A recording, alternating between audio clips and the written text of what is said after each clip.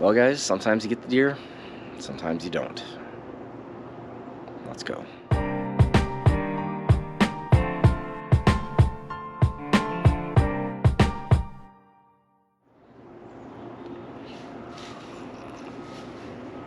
Hello, Scruffy fans. Joe here from ScruffyArms.com and the Scruffy fam. There's Chief running by. So we are well into hunting season, and I've had a chance to go out a couple of times. First time I went out on public land, and that was a big mistake because they released pheasant onto the public land, and I was out there with my crossbow going after turkey or deer, and just kept hearing boom, boom, boom, and it culminated with a dog running up into my ground blind. Now I've got one of those Newcomb ground blinds that you just kind of fold up with you and go, and that thing works great. Huge fan of that. If you guys are in the spot and stock and you just need a chance to kind of stop and plop down, you can throw one of those blinds up. It's pretty amazing. And didn't see anything. It was a mess, but it was my first day going out. Well, last week I had the opportunity to go to a friend's house. Doesn't live too far away from here. Great family. These guys have been a huge blessing to me and my family, and I had the opportunity to go hunt, and I went midweek. Gorgeous day. The weather had just changed, so the pressure changed, so pre-rut, you knew the deer were going to be out and running, and it didn't disappoint. So I got into the stand just around 6 a.m. Sun came up about 6:30. I went up in the tree stand first. So there's a tree stand, there's a blind at the bottom. I hunted there last year, and the wind was blowing a little bit, and it was kind of cold, so I decided to just go down to the blind. And one of the fields wasn't cut yet. There's still a bunch of standing beans or corn, and like, I really don't have that good of visibility anyways. I'll just go down to the blind. So I went down to the blind about 7:30, and got everything set up, and I was sitting there waiting, and about 45 minutes later I see 3 deer at 100 yards just book it across this little cut line along a power line strip. I went, oh, whoa. And so then I'm actually paying a lot more attention. Got my binos out, got my rangefinder out, started ranging stuff to see how far of a distance it was. Now, I've practiced with my crossbow out to 60 yards, pretty on. I can do a softball at 60 yards. And I had a really steady rest, so I wasn't afraid to take any long shots.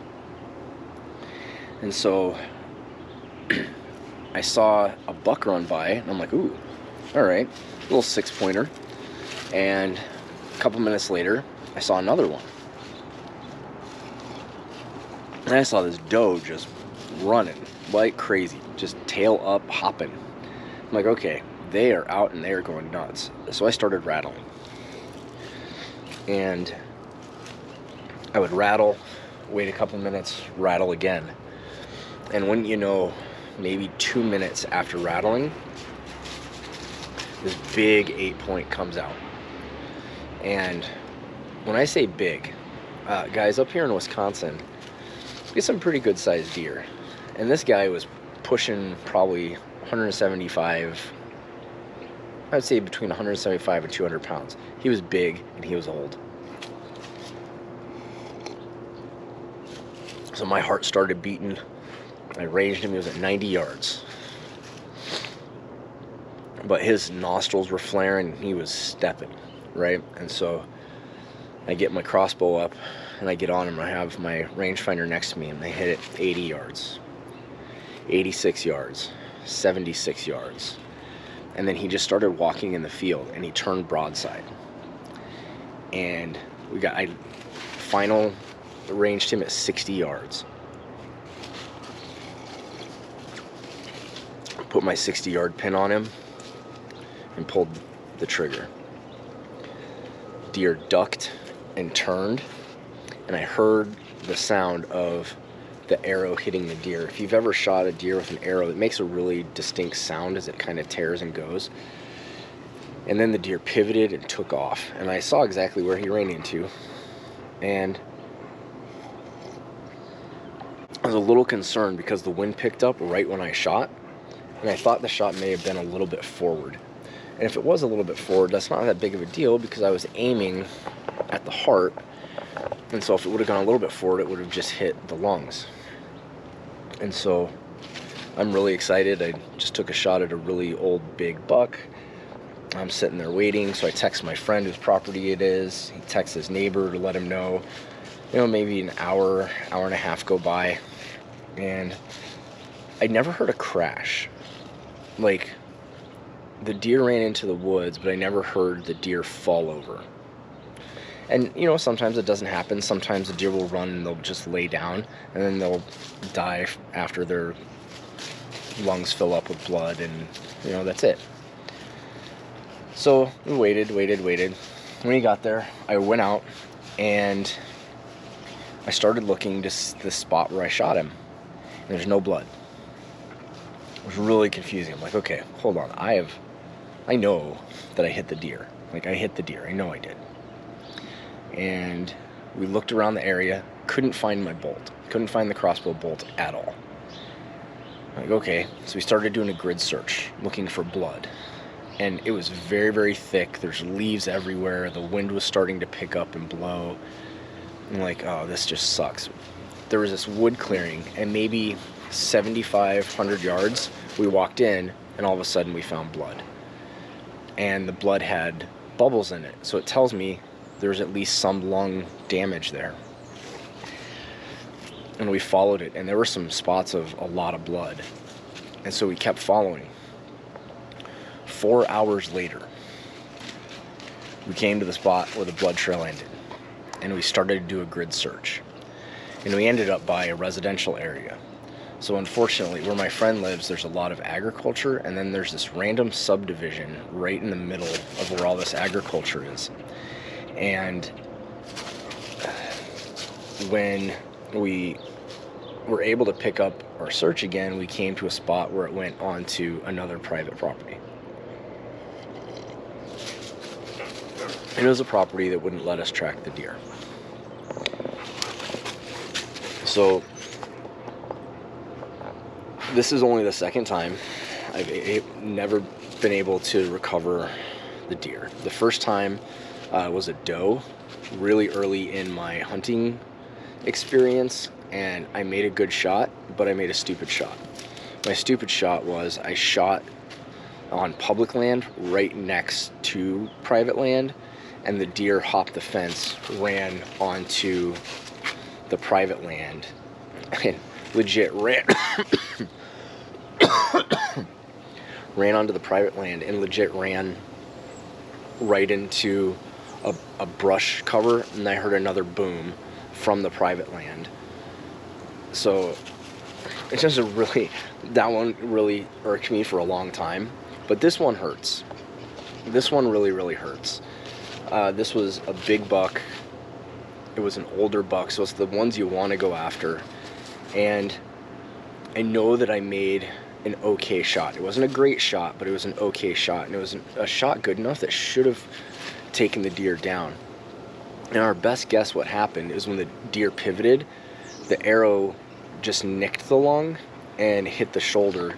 And either the arrow stuck in him as he ran and it dropped off somewhere, or we had a pass through and the bolt just burrowed into the ground. I mean, those things are moving at almost 400 feet per second at 60 yards. That it was buried somewhere.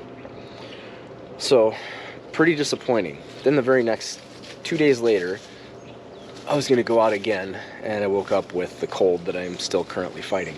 So you guys haven't seen a lot of videos lately because I've had this cold that I've been trying to get over. Well, our gun season starts this Saturday, and I'm going back to the same spot.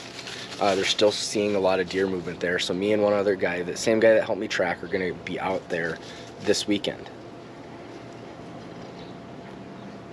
I'm going to be in the same spot. No one has hunted that spot since I was there last week, so we've removed a lot of that pressure and a lot of our scent has gone away. So I'm going back out there this weekend, and hopefully be able to get a deer to bring it home before Thanksgiving. But we have a 9-day gun season, so I'm getting all ramped up for that, washing all of my stuff, getting all the scent out of it, and getting the rifles ready. Some pretty interesting stuff with the rifles we got going on, guys. I think I'm going to take the Remington 700 out in 308. I've just been shooting that so much lately, it just kind of makes the most sense. I do have a suppressor coming in the next week or two, and once that happens, we'll take all the things to the range that I have threaded, and we'll get some shooting on with that. We'll test out this new suppressor. And then also I've got some ideas of what I want to do with these 16-inch barrel rifles. I think I'm going to convert them all to red dots.